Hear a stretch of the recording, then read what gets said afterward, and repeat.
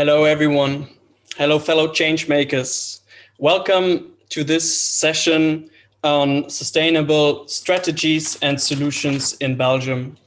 I'm Yannick, and I'm working for Ashoka in Belgium. And I will be the chat and tech facilitator for today's session, supporting Brigitte Molyneux, who will be our amazing moderator. Before giving you some context on why we are here and giving the word to Brigitte, I just wanted to briefly ask you to look around in Swapcard to the right of this screen and see and find the chat function and also the question function through which we, the entrepreneurs, Brigitte, and you, the participants, can communicate. I highly encourage you to use the chat as much as possible during the session to share your questions, thoughts, and ideas with the entrepreneurs and amongst yourselves. I'm convinced that we are a great group of people full of ideas, questions, and different points of views. And yeah, we encourage you to share this. Over the course of our conversation that we will be having, we will have 2 moments where an exchange between you and the entrepreneurs is possible. I will be facilitating this. Why are we here today? First of all, we are thrilled to have you join the Ashoka Changemaker Summit on rediscovering certainty, where we will explore and reflect on universal truth we can hold on to at a time of unprecedented change. We believe certainty is not obsolete, but overlooked. And we want to embark together with you all on a journey towards certainty, driven by solutions to the most pressing social issues of our time. In our case of this session, to sustainable societies and economies, as a case with Belgium. We are here together thanks to the support of our awesome Belgian partners, ABN AMRO and Accenture, with whom we've co-created an extraordinary accelerator program, the Impact Program, combining financial, business, and systems change knowledge. 10 social entrepreneurs embarked in the beginning of this year on a virtual journey to broaden their skills, build systemic scaling strategies, and become active parts of the networks of the 3 organizations, uniting them and collaborating with everyone.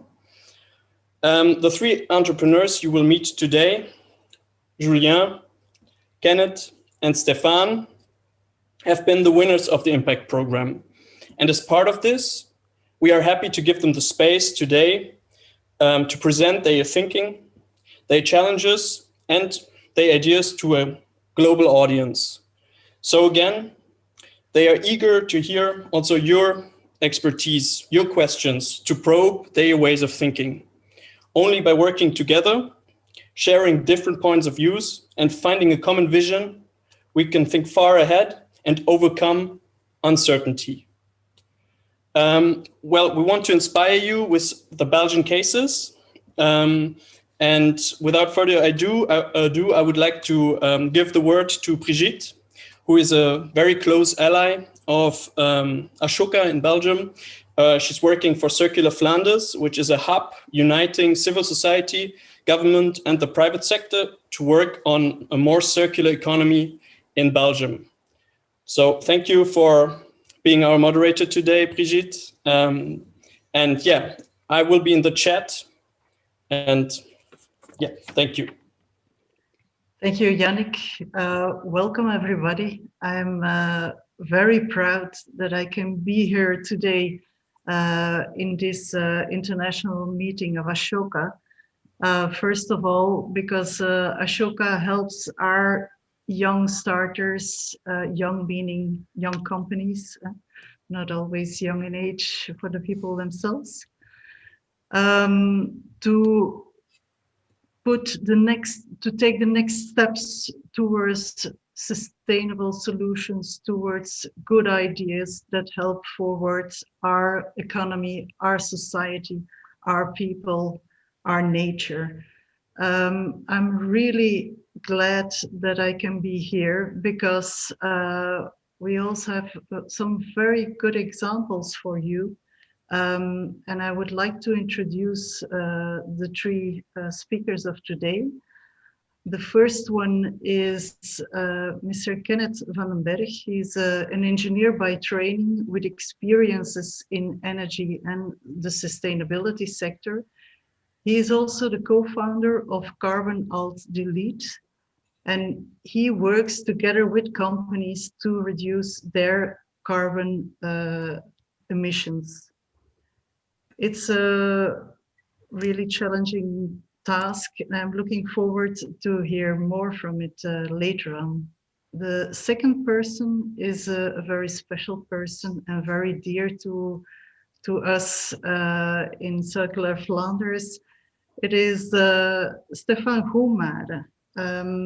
He has his heart at the right place because he's a social worker and he is really working as a founder of Papillon on tackling energy poverty.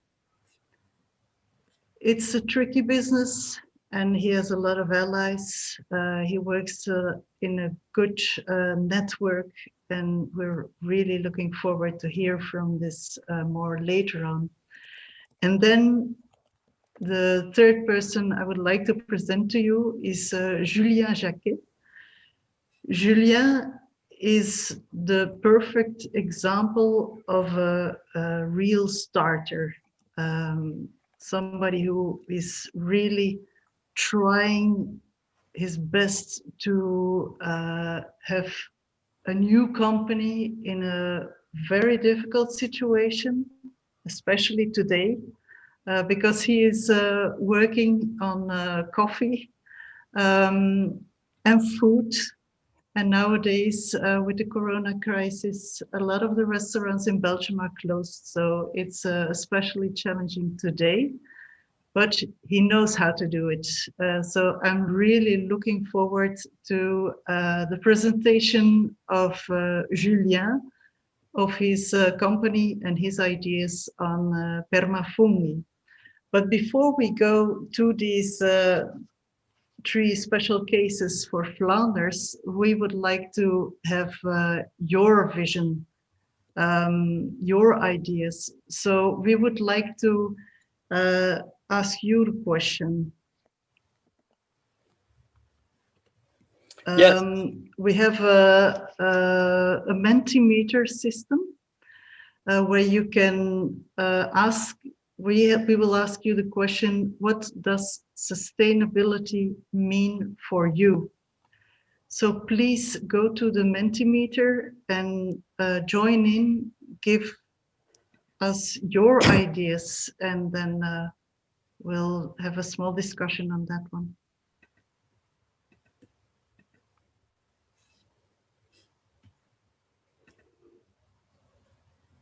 So for everyone, I shared the link in the chat, and please go on it and type in your answers to the question. And we are seeing now what is popping up.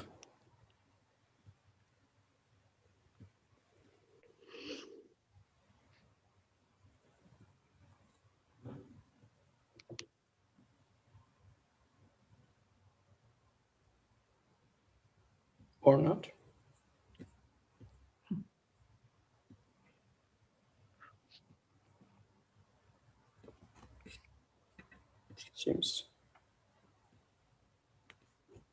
Seems not to work for you.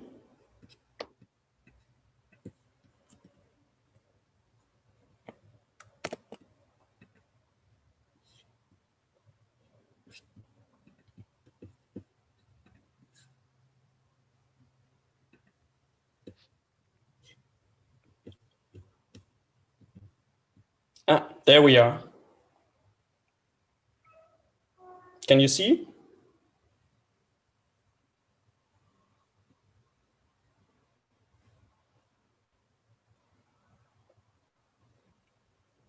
Slowly but steadily, the answers are coming in. Long term,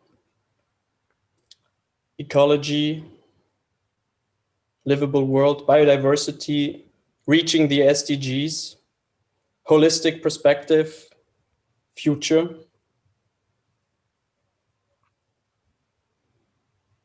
Respect to our planet. Can you show us, please?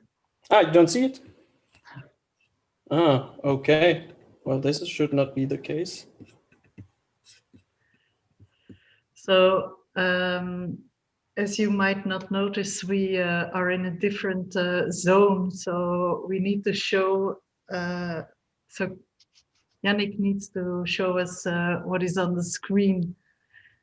So I see that there are a lot of terms, but especially long-term future.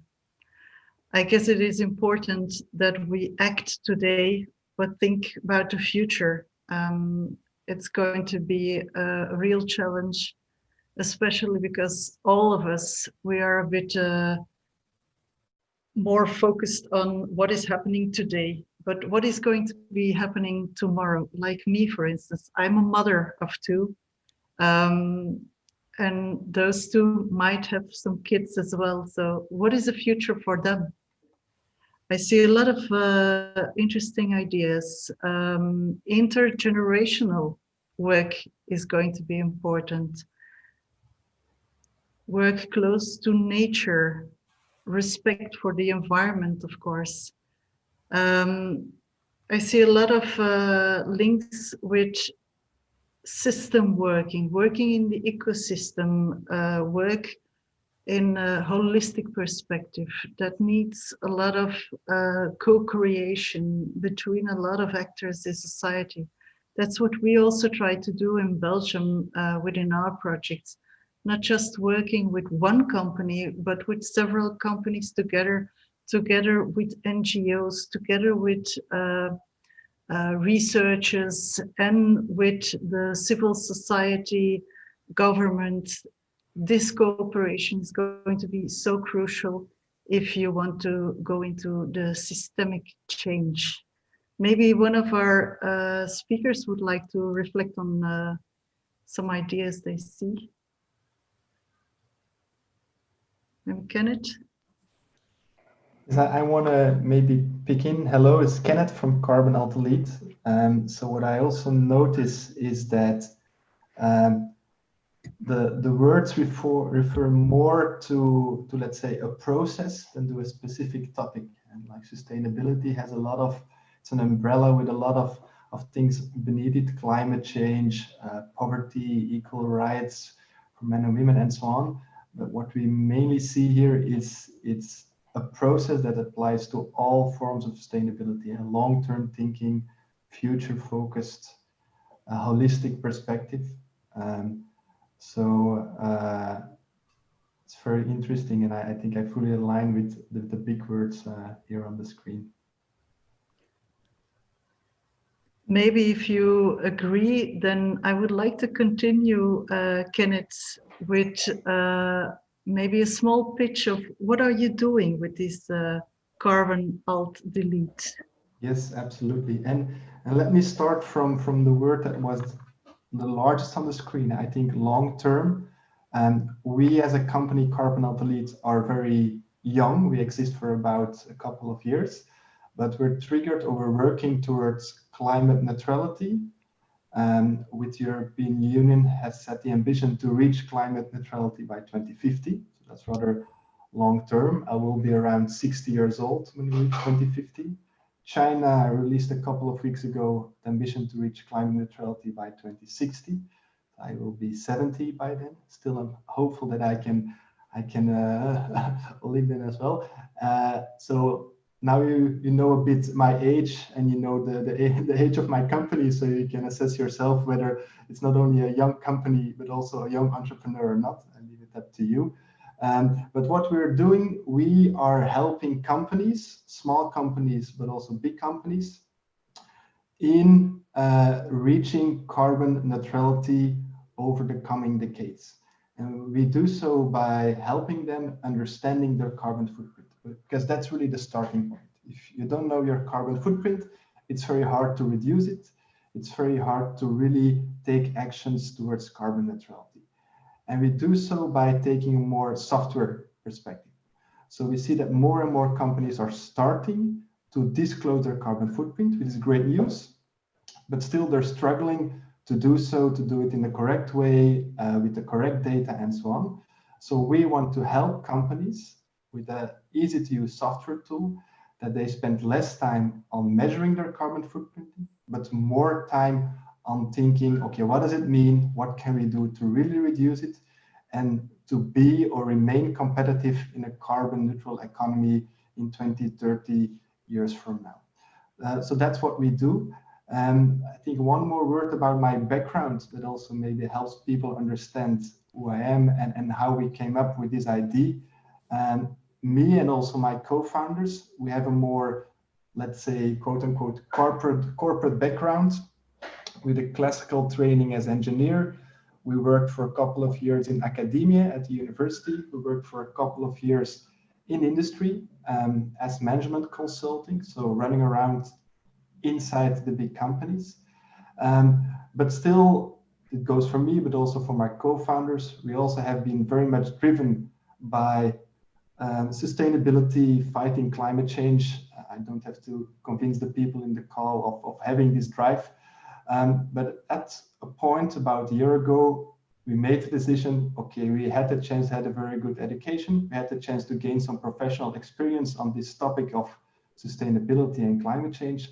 Why not use the 40, 50 hours per week that we spent professionally working on the topic that really can make a difference and that really lies close to our heart. So that's why we made the shift from being inside the corporate world to being a social startup or social entrepreneurship. Just a question, Kenneth. You decided suddenly 1 year ago to change. It would have been much easier and maybe more interesting for your own pocket to just continue doing what you were doing, but you suddenly decided to become this entrepreneur. What triggered you? What was the change maker for you? So maybe 2 points. I think it, for me, it was not a sudden decision. It was something that has been building up basically since I was a teenager with work that I did on the side as a volunteer in various aspects, but really making the jump from doing things on the side as a volunteer in your free time to do something full-time and fully committed. That's the switch we made suddenly, let's say, a year ago. And in the end, we decided, okay, what do we have to lose? Not that much. You know, you always have a fallback option that you can go back to a more secure job. So you don't have really a lot to lose, but what do you have to win? You have to win that you really gain way more pleasure in a certain way from what you do day in, day out as a person, as a team, and as, you know, an ecosystem around your company. And that's basically a very cost-benefit analysis way of looking at it, but the potential loss was rather low and the potential benefits were really high. So in the end, it was a very easy decision. Okay, good, thank you. Let's go to Stefan. Stefan, please introduce your project Papillon. Okay, thank you, Brigitte. So what Papillon is all about is we try to tackle energy poverty in a way that's good for people and planet. And how do we do this concrete? Well, we are renting out energy efficient appliances in a product as a service combination. I partnered up with the company Bosch Belgian. So they do deliver the appliances. And we do this to people who live in energy poverty. 1/3 of the people in Flanders living in energy poverty are using high energy wasting appliances. So they have these high energy consumption, which means they have high energy bills.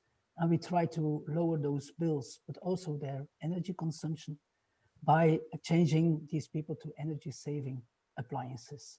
And we have this in a full service package. So people pay a monthly fee and the delivery, the service, the guarantee is taken care by the company Bosch. Okay, wow. But what gave you the idea to start this rather complex engineering in putting together this company with your clientele, your people? Mm-hmm. Yeah. Why did you do that? The why is interesting for me. Okay, well, as a social worker, a community worker, I've been working for 20 years as a community worker. And what we try to do with our organization is we always try to find structural solutions for people in poverty or people who experience exclusion from society. So working on systemic change is our DNA, but mostly we try to look at governments to have solutions for these people. I do house visits to people in poverty. So I have like Marta, who is a woman living in poverty. She has an old fridge. And we didn't have a solution for her to replace the fridge. She doesn't have the budget to invest in a new refrigerator. So I went up to her debt mediator. I asked him for money, and he says, I can't give you money. First, all her debts has to be paid off before she can get new money. And he triggered me by saying, you won't find a solution for this problem. She will forever have this old appliance. And maybe if it gets totally broken, she will have a second-hand appliance. So then I started thinking, how can I change this? A few weeks later, I heard a professor talk about circular economy and the product as a service. And then in my mind, I combined the two and said, what if I found a producer crazy enough to not sell his appliance, but have them renting out to people who can't afford his appliance? And I found this thanks to Ashoka, because I got then, as a social worker, I got a training in writing a business plan. And that gave me the language to talk to the corporate world. It's very important to be supported in these kind of actions. Yep. So thank you, Stefan. Julia, what is your story? Why permafungi?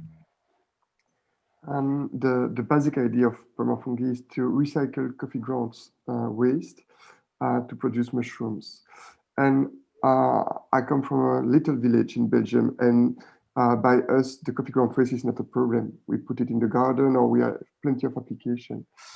And we learned that in Brussels, because we gather all the coffee ground waste, and it's huge quantity, it's 15,000 tons per year in Brussels, it becomes like a big problem. So with something that is good for the environment, finally, or not bad, we create a new problem. And another issue was that the huge majority of the mushroom came from other countries than Belgium. It's something that we can produce here. And the third problem we faced was that a lot of young people didn't find a work if they had not a higher degree. And we bring all these three issues together to create job for low-skilled people, recycle the coffee ground waste, and produce local mushrooms. Okay. And how did it change you as a person? Because it's a really challenging startup company.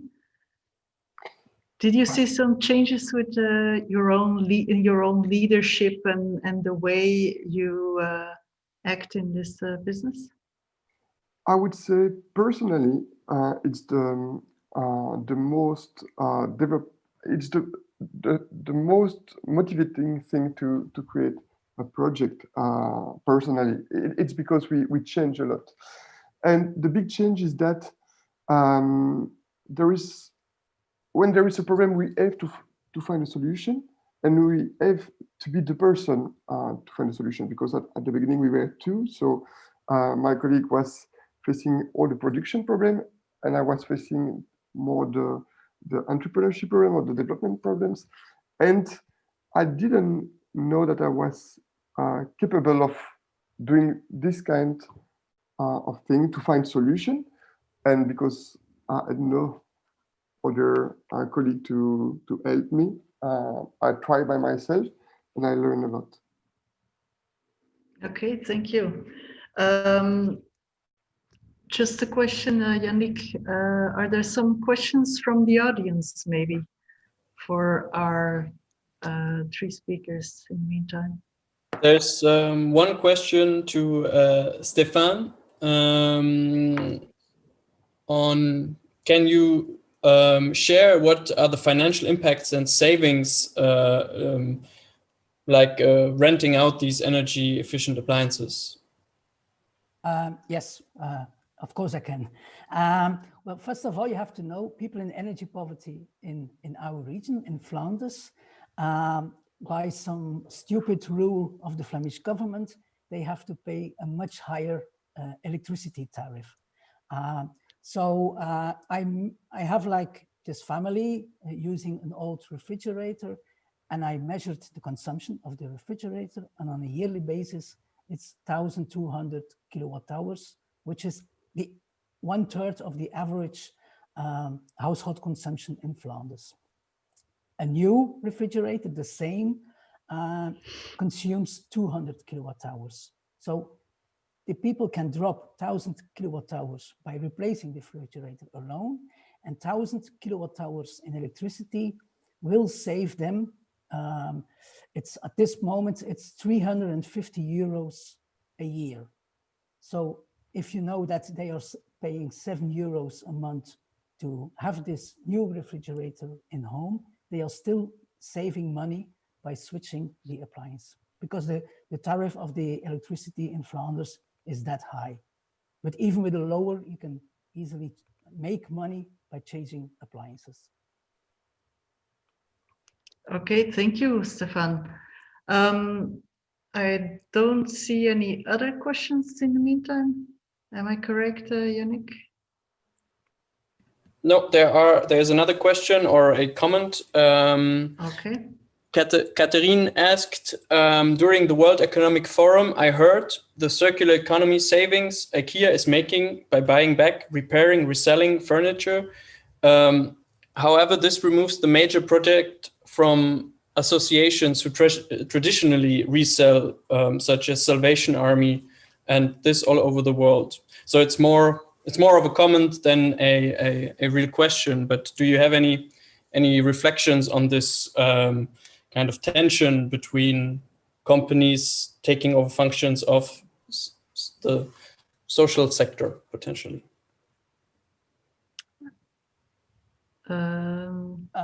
Yeah, I can have a short answer, or it's not an answer, it's just a comment myself. Yeah, of course, but it depends on the kind of product, of course, when it's like a bed or a table or something. Of course, when you resell household appliances that use electricity, like secondhand, they have a higher consumption. What we try to do with Bosch is that we are already experimenting with refurbished appliances, and the organization that does the refurbishing of the appliances is a social economy organization. So we do try to involve social economy inside the business aspect also. Yeah. Okay, maybe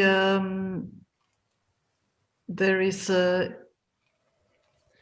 another question. Yeah. One more question before we move on. Julien, have you noticed if young people working with you have become more conscious of their own impact on the environment? That's a very good question. I would say I should speak a bit about the participatory governance we use at Permafungi. So the idea is not to create long-term and valorizing job for people, but to create a participatory governance in which every worker can decide how he or she wants to evolve and what he or she wants to do in the future. I'll give an example. For two of our workers follow a traineeship when they were at Permafungi. It's what we call a perma mission. They have to develop something for them during their work. And they finally organize the accountancy of the company or the logistics. So they are developing themselves a lot. And of course, part of them, because it's not an obligation, focus on the environmental or the social aspect. So it could be, it's more a choice. If one of them want to focus on the financial aspect, it's possible. If it is more a question of environmental aspect, it's good.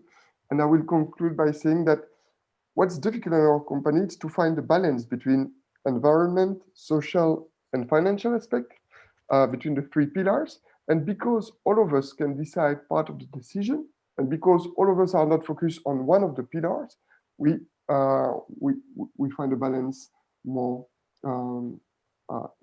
more easily. Okay, thank you, Julia. I think it's time for a question that we ask you again. What are you doing to change society to a more sustainable setup? That's the question.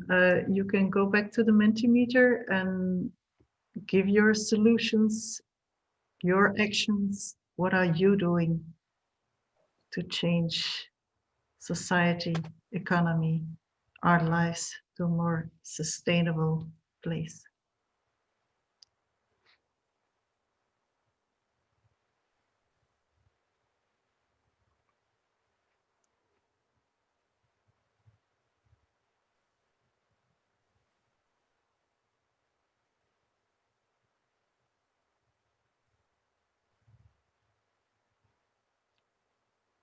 Just waiting. I hope that you're doing something. Yes, fortunately, reduce waste, shorten food circuits, and use more second-hand goods, of course. That's very important.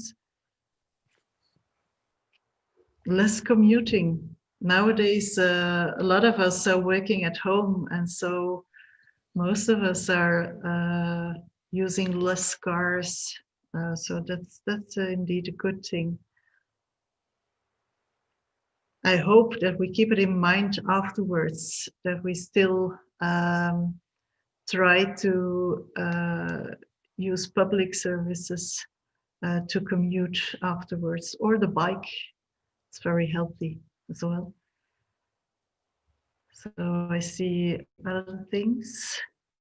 Maybe one of our speakers would like to comment on what you see.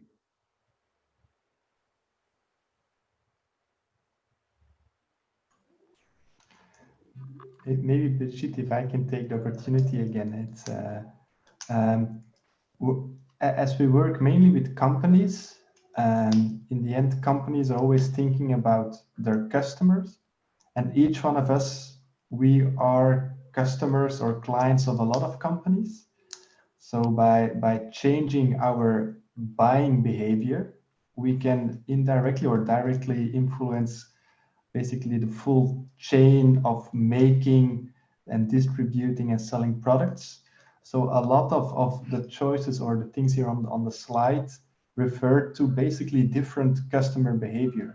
And none of us is able to change it on their own, but I don't know, we're a couple of hundred here or around 100 people in the call.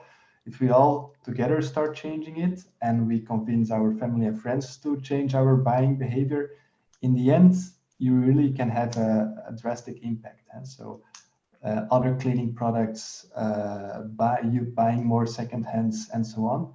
I mean, it's really a strong force if we as consumers start to buy differently than before. Okay, Julia, would you like to add something? It's very motivating to see all these changes, because sometimes we are focused on our proper problem and we forget that a lot of people are moving at the same time. And I totally agree with Kenneth that all begin with a small change, because when we have to take a bigger challenge into account, if we are not used to take the environment and the social pillars into account, it's very difficult. It's like a training. We begin by decreasing the time in the shower, and then we have to take a financial decision, but a small light is brightened again. And when the most difficult question arrives, the training we have developed is very important. Okay. Stefan?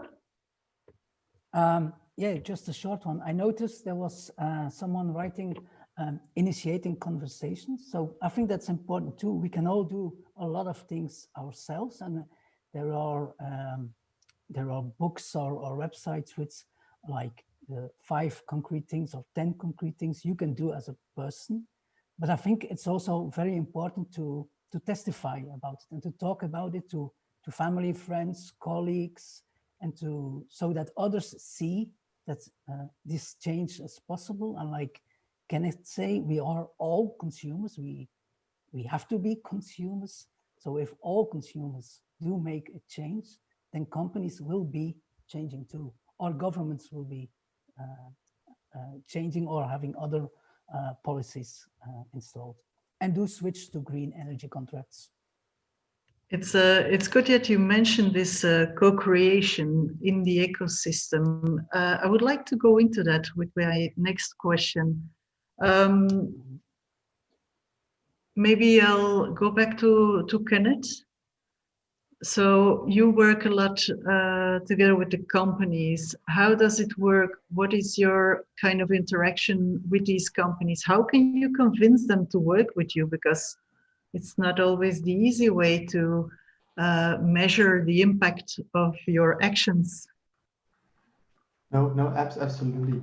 So if you work with companies, the first thing that we try to do when we start talking to a new company is understanding a bit where they are today in terms of, we call it sustainability maturity. And we distinguish typically 3 different groups. I think the first group, and that's really the bottom layer, are companies who are not really working on sustainability yet, or if they do something on a sustainability topic, it's often more from quote unquote a greenwashing perspective, and an easy fix that they can use to the outside world, but in the end, nothing underlying drastically changed. And that's a difficult group to work with, because you need to still convince them that sustainability is important, both for themselves as for the economy and the society that they work in. So that's a difficult group to work with. A second group of companies, and that's already easier to work with, are companies who do have a sustainability department, who do have a sustainability program where they work on climate change, on poverty, on waste reduction, a lot of different topics. So they are already convinced of the importance of becoming more sustainable as a company, but they still do it a bit in a non-integrated way, let's say. It's a dedicated department. Sometimes they're really somewhere deep in the organization. Sometimes they have a nicer office, but still it's not integrated in the company. But these type of companies are easier to work with, because you don't need to convince them of the importance of sustainability, but you basically need to help them to go to the third group of companies, and that are companies for which there's actually not really a difference between sustainability and just doing or running their business in a good and responsible way. So they are convinced of sustainability, the importance. They have a lot of people working on sustainability related topics, but it's not a dedicated department somewhere on the side. It's really integrated in what they do day in, day out. And so it's typically, to put it again in business terms, is that on the board level or very close to the CEO, you have a manager who is responsible for sustainability topics, so really high in the organization. And for these companies, as said, they just as a company wanted to stay competitive and want to continue doing what they do. And they understand that to be competitive or remain competitive in an economy that is moving towards carbon neutrality, I mean, the European Union has clearly made their ambitions clear. They really need to be sustainable at the core. So it's really part of their day-to-day business, of their business strategy. And so what we mainly try to do, and that's where our change comes, is mainly focus on bringing companies from the second group, which is actually the biggest group of the 3 layers, to the first group, by measuring their carbon footprint, by really giving them insights in their carbon footprint, both of what they emit themselves as of the carbon footprint of what they buy and sell. And then they start to understand that if you start thinking forward to a world where we need to go to carbon neutrality, that they need to change or they will basically be played out of the market. And when companies make this switch, they really move from the second layer to let's say, the top layer. So that's what we try to do when we work with companies. Okay, very convincing. You already convinced me, so. But I hope others get convinced that it's really in the center of their company and not something you do in a small office somewhere far, far away from the top. Okay, thank you. Stefan, your public is a bit different, but you work together with the bigger company and with a group who are challenged by energy poverty. How do you combine both of them, and how do you gain their trust? Yeah, that's a good question. How do I gain the trust? Well, obviously, as a social worker, I do have some skills to gain trust of people. Surely people in my target audience, people in energy poverty, because we try to empower them and we try to give them all the information, building on their rights. So that's how we gain their trust, but more the product we sell to them instead. It is their best alternative to have these sustainable solutions. We made this with their help. So they were on board in the whole process. I had feedback groups with people in poverty to explain them that renting an appliance would save them money instead of having this old one or instead of other alternatives. And how do I gain the trust of the company? Well, that was the most difficult one. It took me, I think it took me 3 years of negotiations with the company, in which parts at some point 2 persons that I was talking to got fired on the same day and I had to restart all over again. But then it's about persistence, believing that this company is the best company to do this job, and finding the right person at the right time and having a personal connection. For me, if I talk to people in poverty, or I talk to the Flemish minister or the federal minister of energy, or I talk to a CEO of Bosch or of the person about circular economy in Bosch, they are all human beings. And I talk to them as being human beings. and I try to make a connection. And that's why I gain their trust. It's a connection between human beings. That's a very important one to keep in mind. Julien, you need to have a great network and all the logistics, because of course there are a lot of coffee grounds in Brussels, but how do you connect all these people to make sure that the whole logistic and the whole selling is possible? How do you do that?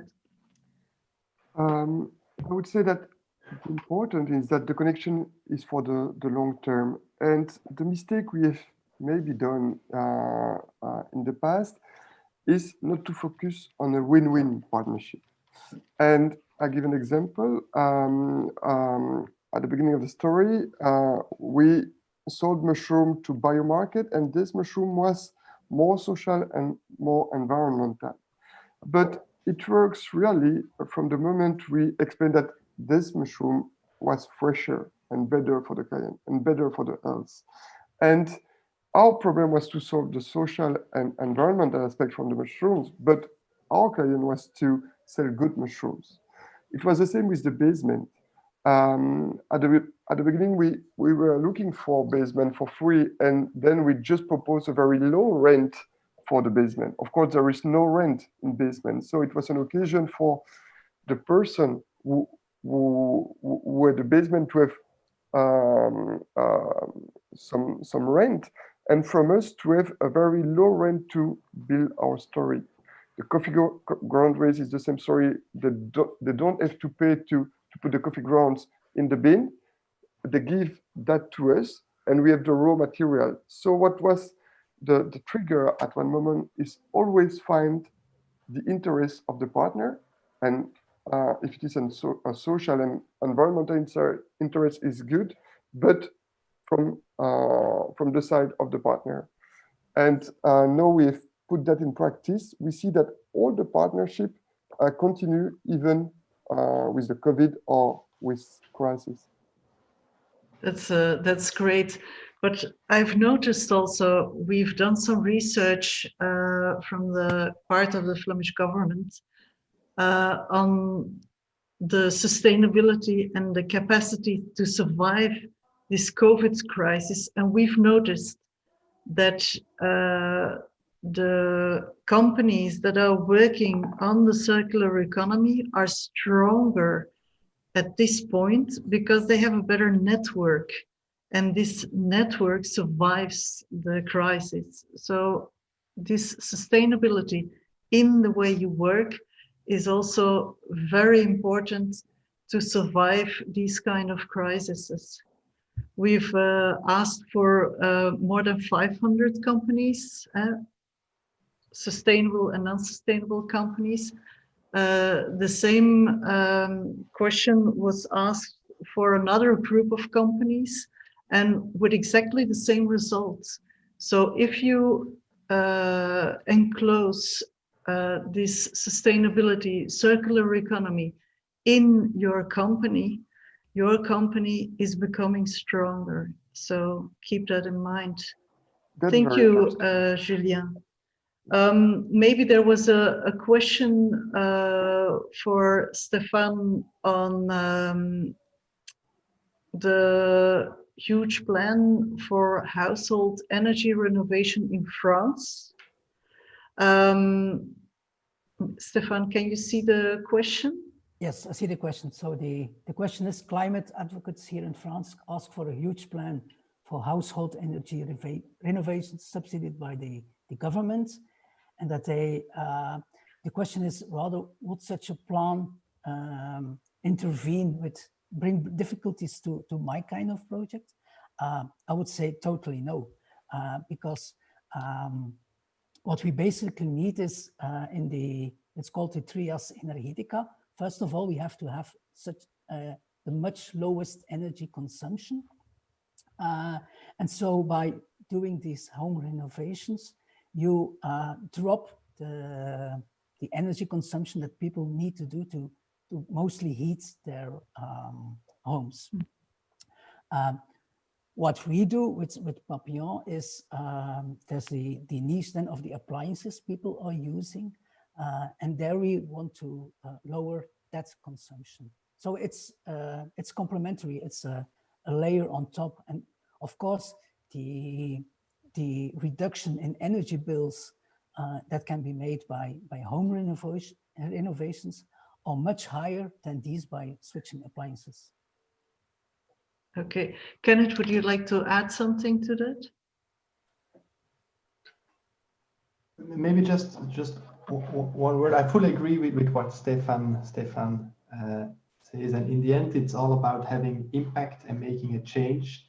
And if a big government program does something that contributes to the change or the impact that we want to achieve, we can only be happy about it.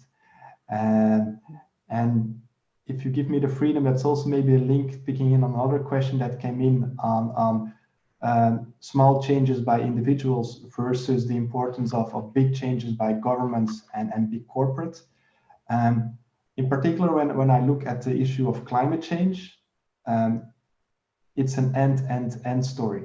It's definitely too late to make it an or story. We need to do everything. So we need, yes, big government policies making drastic changes towards carbon neutrality. Yes, we need drastic changes in big corporate, big money. And yes, we need a lot of small bottom-up actions by individuals or groups of people. And the good thing, actually, they are reinforcing each other. It's not that when a lot of individual people are taking action, that government will stand back and will do nothing. It's actually the other way around. And when there is a bottom-up movement, politicians feel it because, of course, they are elected by people, and they're more inclined to take big government actions as well. And I mean, we talked about the power of consumers. If a lot of consumers bottom up, will start to take action.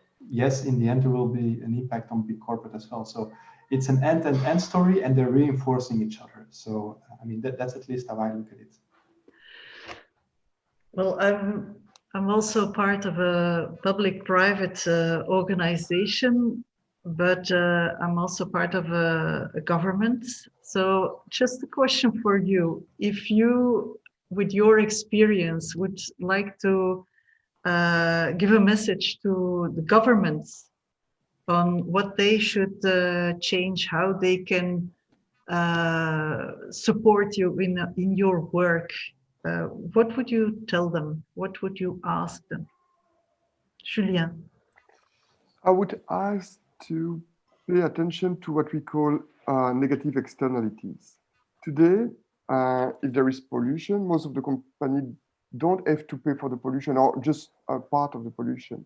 And if we let young workers just on the side, we don't have to participate. And there are two ways to do it. I prefer to encourage those who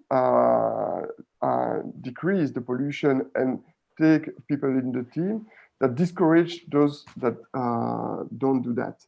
But it's like, if we speak from an economical point of view, it's not balanced to see that we have not all the same rules.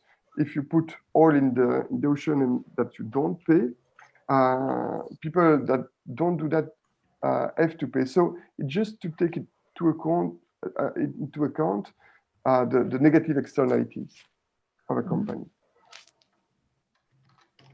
Okay, and maybe Kenneth, do you have just one question? I will make it myself very easy, and in line with what Julien said, indeed, put a price on carbon, so put a price on the externality. And I think that's what economists has been saying for decades. It's politically very difficult for a lot of reasons, but that would truly be a game changer. Okay, Stefan, maybe I'll just have maybe a final question for you, because we're almost at the end of this session. All three of you, you've decided to become an Ashoka fellow. What do you expect from this network, from this program? How can it support you? Well, we aren't Ashoka Fellows, we are participants in the Impact program. But I've been through 3 phases with Ashoka until this day. And what I like also is the great network that you can build on, that you can have between the participants in such programs. So like there was another social entrepreneur making soup from food waste. And we have been, when we are doing house visits, we have been delivering their food to their soup to the people who are renting the appliances in our program. And just like just yesterday, one of my colleagues said, can we use the carbon alt delete solution for our own organization?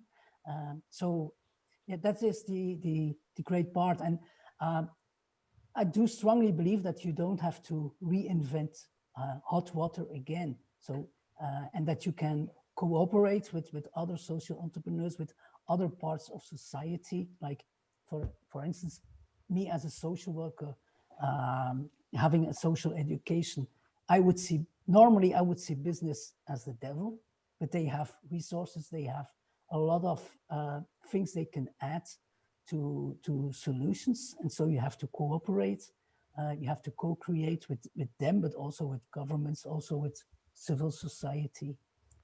It's just about building this big network, because like we already mentioned, one sector or one social entrepreneur, he can't change society. We all need to cooperate in this. Okay, thank you, Stefan. I'm afraid our time is up. Thank you very much for your ideas and your cases. And I'm looking forward to all the other ideas, good cases, good practices from all the Ashoka members and friends and people who are interested in the program. Thank you for listening to the Belgian cases. We were very, we are very keen on working together with you internationally and to exchange the experiences, because that is important to move forward fast and together. Thank you.